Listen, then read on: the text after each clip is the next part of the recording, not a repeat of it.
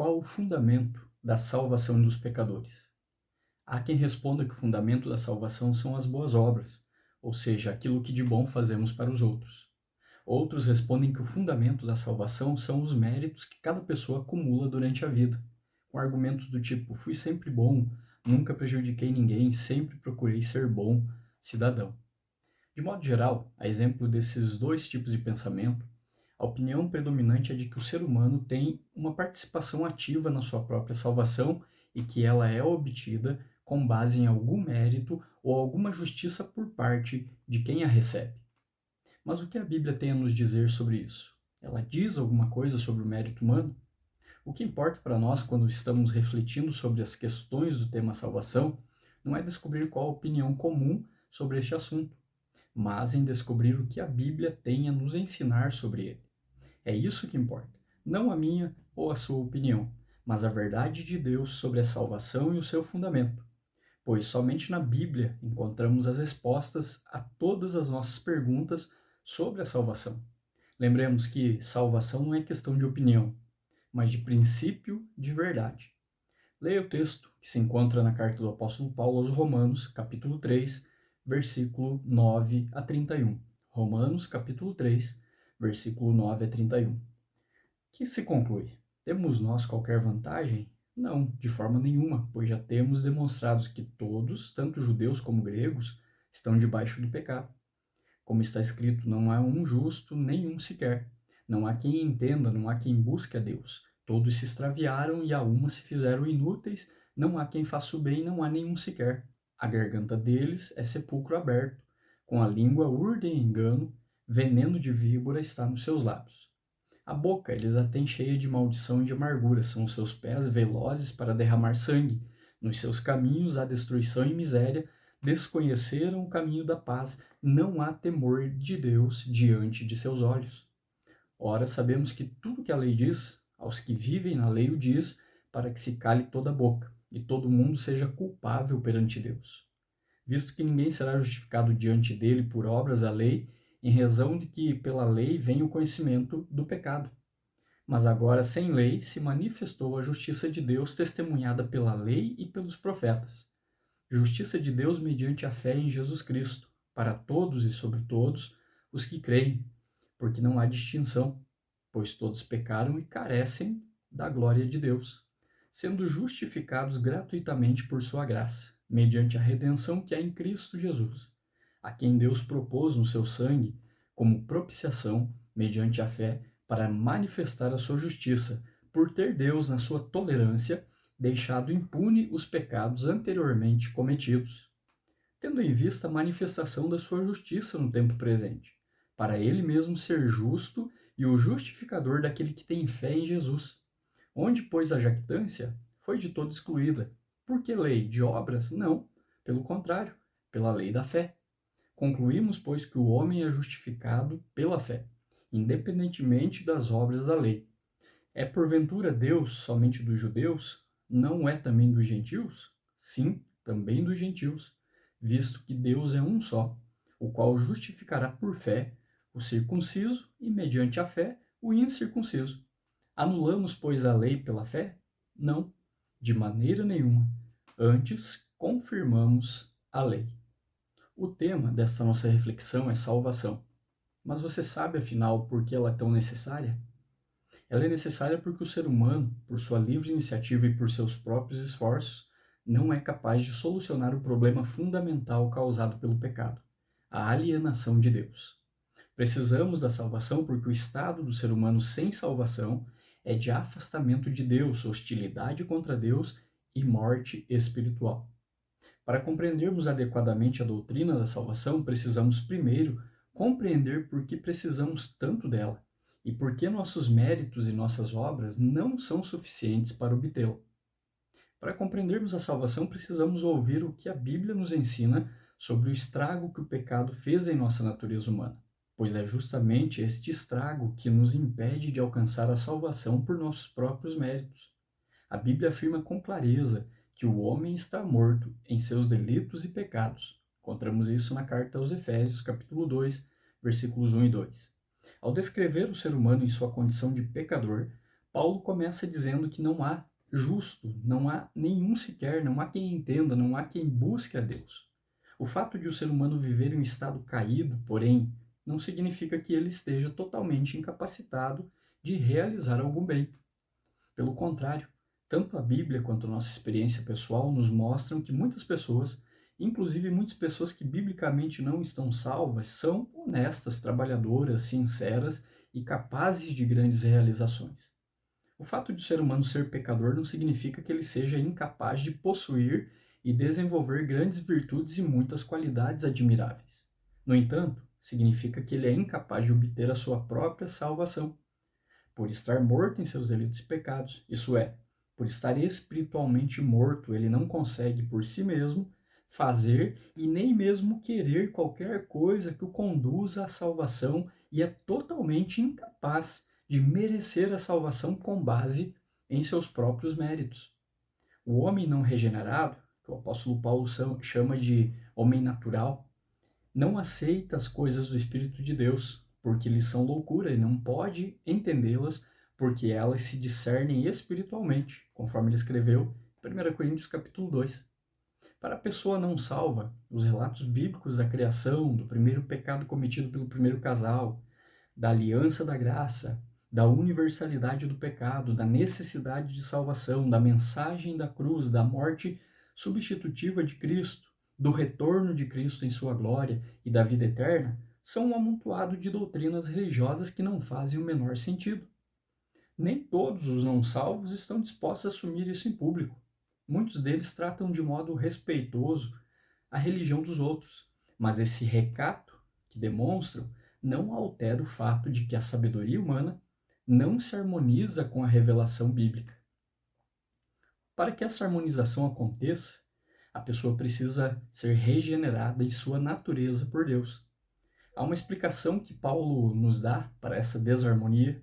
As coisas do Espírito de Deus se discernem espiritualmente, como nós já vimos em 1 Coríntios capítulo 2. O autor de Hebreus, ele ensina também que sem fé é impossível agradar a Deus, lá em Hebreus capítulo 11, versículo 6. Portanto, as obras que agradam a Deus têm de estar fundamentadas na fé, que por sua vez está fundamentada na graça de Deus. Por isso, quando a pessoa consegue praticar boas obras, obras realmente agradáveis a Deus, ela não está mais precisando da salvação. Já é uma pessoa salva por Deus, uma nova criatura capaz de realizar obras que em Cristo são agradáveis a Deus. Outro ensino bíblico que encontramos também em 1 Coríntios capítulo 2, versículo 14, e que precisa ser levado em consideração quando falamos de salvação, é o de que o homem natural nem mesmo consegue entender as coisas do Espírito de Deus. Para que a pessoa entenda as realidades espirituais, ela precisa ser capacitada pelo Espírito Santo. Esta capacitação é dada pela salvação. Sem essa capacitação, ela não consegue compreender a extensão e a gravidade do seu próprio pecado e, consequentemente, não consegue compreender sua necessidade de salvação. O homem natural está cego em seu entendimento e os seus sentimentos estão corrompidos pelo pecado. Paulo diz em 2 Coríntios capítulo 4, versículos 3 e 4, se o nosso evangelho está encoberto, é para os que se perdem que está encoberto, nos quais o Deus desse século cegou o entendimento dos incrédulos para que lhes não resplandeça a luz do evangelho da glória de Cristo, o qual é a imagem de Deus. Embora a natureza humana tenha sido criada muito boa por Deus, lá em Gênesis capítulo 1, versículo 31 a gente encontra isso, seu estado atual é de contaminação generalizada causada pelo pecado. A restauração da natureza humana está totalmente fora do alcance do ser humano. Isso só pode ser realizado pela obra regeneradora de Deus na vida do pecador. O que a Bíblia nos ensina até aqui é suficiente para nos mostrar que ela nos revela que o ser humano é totalmente incapaz de, por si mesmo, livrar-se de seu pecado e dos efeitos que o pecado produz em sua vida no que diz respeito à salvação. Ele é incapaz de entender e, portanto, de querer e de acertar as realidades espirituais. Na verdade, o ser humano é incapaz de fazer ou querer qualquer coisa, por menor que seja, no campo espiritual, pois está espiritualmente morto. Diante dessa realidade, sua única possibilidade de salvação está na graça de Deus. Logo, se o ser humano é totalmente incapaz de obter sua própria salvação, como então ele pode ser salvo? De acordo com a Bíblia, o único meio de salvação é a graça de Deus em favor do ser humano. Ao escrever a sua carta aos Efésios, Paulo ensina que o propósito de Deus na salvação do pecador é o louvor de sua glória. Ele alcança esse propósito ao oferecer a salvação graciosamente àqueles que por si mesmos não têm nenhum direito a ela. Embora todos os seres humanos, sem exceção, estejam em estado caído e estejam afastados de Deus por causa do seu próprio pecado, conforme diz em Romanos capítulo 3, versículo 23, e por isso sejam totalmente incapazes de obter a sua própria salvação, Deus, movido somente por sua graça soberana, providenciou a salvação para o ser humano em Cristo. Todos os seres humanos estão igualmente na condição de pecadores. Por isso, todos eles merecem a mesma retribuição da parte de Deus, ou seja, merecem a morte, que é o salário do pecado, conforme Paulo também nos fala lá na carta aos Romanos, capítulo 6, versículo 23. Quando imaginamos que na salvação Deus devia nos tratar de acordo com nossos méritos e nossa justiça, não estamos levando em conta que se ele fizesse isso, não haveria salvação, pois o que nós merecemos é a morte. Nosso único meio de salvação é a graça de Deus, isso é o recebimento de um tratamento que não merecemos, que não é segundo os nossos méritos, mas segundo a ação bondosa e graciosa de Deus. Quando pensamos na salvação em termos de méritos de direitos humanos, estamos imaginando que Deus tem uma relação conosco semelhante à relação que o Estado tem com seus cidadãos. Nessa relação do Estado com os cidadãos, todos têm os mesmos direitos em relação ao Estado.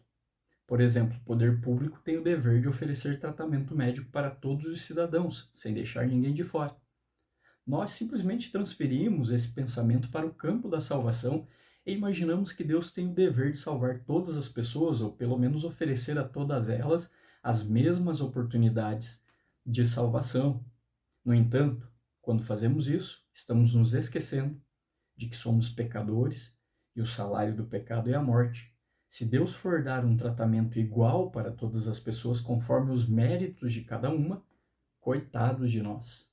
A obra da salvação é maravilhosa justamente porque Deus não nos trata segundo os nossos pecados, nem retribui consoante as nossas iniquidades, conforme nós encontramos o Salmo 103 nos ensinando isso, mas segundo as riquezas da sua graça.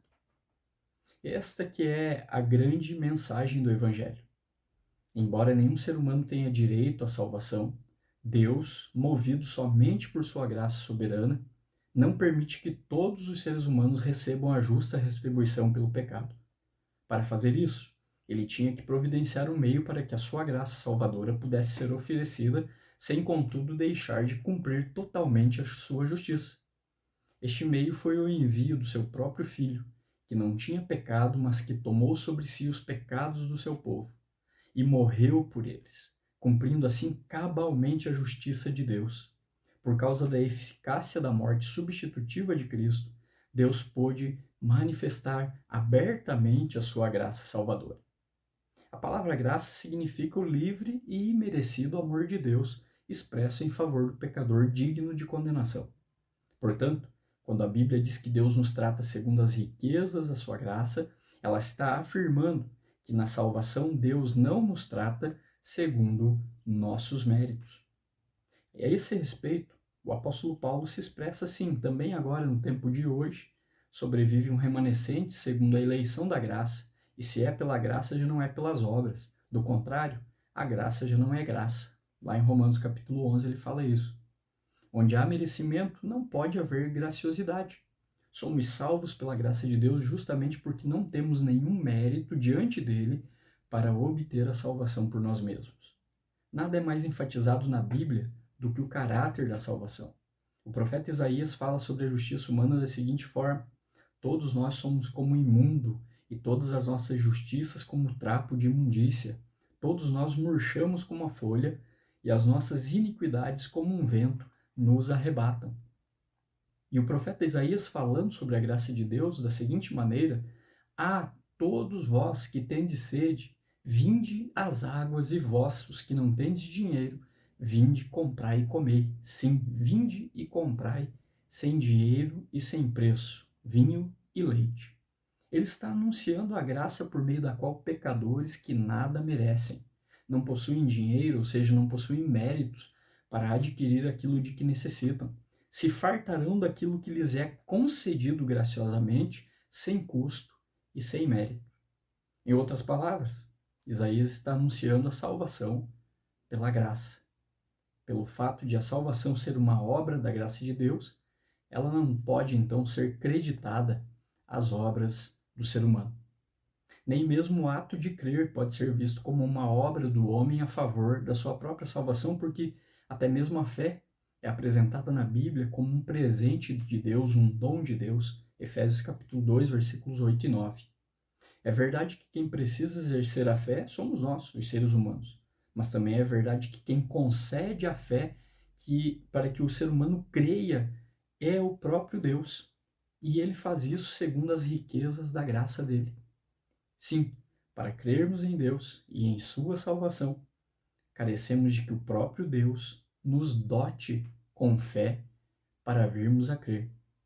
Na salvação, o que Deus enxerga no pecador não é mérito do pecador, que não existe, mas a obra de Cristo, realizada em favor dele e apropriada pela fé, que é concedida pelo próprio Deus.